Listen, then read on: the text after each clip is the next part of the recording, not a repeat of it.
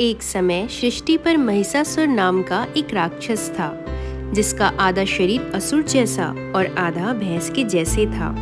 उसने कठोर तपस्या करके ब्रह्मा जी से ये वरदान पा लिया कि कोई भी देव, दैत्य या मानव उसे मार न सके, कोई स्त्री ही उसे मार सके, क्योंकि उसे ये भ्रम था कि जो स्वयं अबला है वह मुझे मारने में समर्थ कैसे हो सकेगी। अमर होने के अहंकार में आकर उसने देवताओं को सताना शुरू कर दिया। सभी देवताएं दया की गुहार लेकर ब्रह्मा जी, शंकर जी तथा विष्णु जी के पास पहुँचे। तब तीनों देवताओं के तेज से एक नारी रत्न की उत्पत्ति हुई, जिसे नाम मिला दुर्गा। दुर्गा अर्थात दुर्गणों का नाश करने वाली व दुर्गम कार्यों को सफल करने वाली देवी। सभी देवताओं ने देवी दुर्गा को अलग अलग अस्त्र शस्त्र प्रदान किए और आभूषणों से भी अलंकृत किया। तभी देवी दुर्गा के मुख से वाणी निकली, जिसे सुन महिषासुर का सिंहासन हिलने लगा। ये आवाज किसकी है, ये पता लगाने के लिए महिषासुर ने अपने असुर साथियों को भेजा। जब उन असुरों ने बताया कि यह आवाज एक सुंदरी देवी की है, तो महिषासुर ने देवी को विवाह का प्रस्ताव दिया, पर देवी दुर्गा ने विवाह करने से उसे साफ मना कर दिया।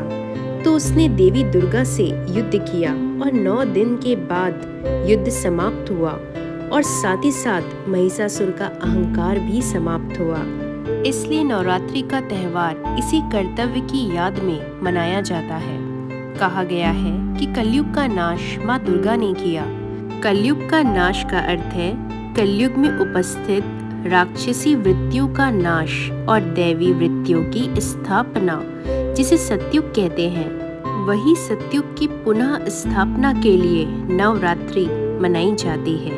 वही सतयुग के स्थापना में हम सभी मनुष्य आत्माओं को सहयोग देना है, तभी कलयुग की रात्रि का अंत होगा, जैसे महिषासुर का हुआ था। क्या हमारे सहयोग से सतयुग आ सकता है? हाँ, बिल्कुल आ सकता है। जब एक एक मनुष्य आत्माएं अज्ञान से ज्ञान की ओर आएगी, तभी सतयुग आएगा। जब एक एक मनुष्य आत्माएं तमोगुणों का त्याग करेगी और सतोगुणों को अपने अंदर लाएगी, तभी सतयुग आएगा। एक एक मनुष्य आत्माएं जब आत्मा की ज्योत अपने भीतर जलाएगी, अर्थात स्वयं को पहचानेगी, अपने कर्तव्य को जानेगी, उसमें चलेगी, तब सतयुग आएगा।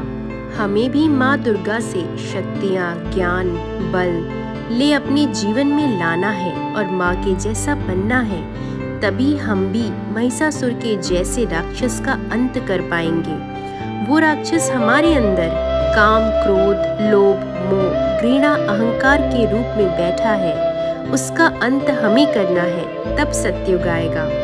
याद रखें, स्व परिवर्तन से ही विश्व का परिवर्तन होगा। कलयुग से सतयुग आएगा। हर नारी, हर नर अपने अंदर दैवी वृत्तियाँ, सद्गुण लाएंगे तो निश्चित ही सतयुग आएगा। हम सदा के लिए सुखी, खुशहाल, संपन्न बन जाएंगे। ओम शांति।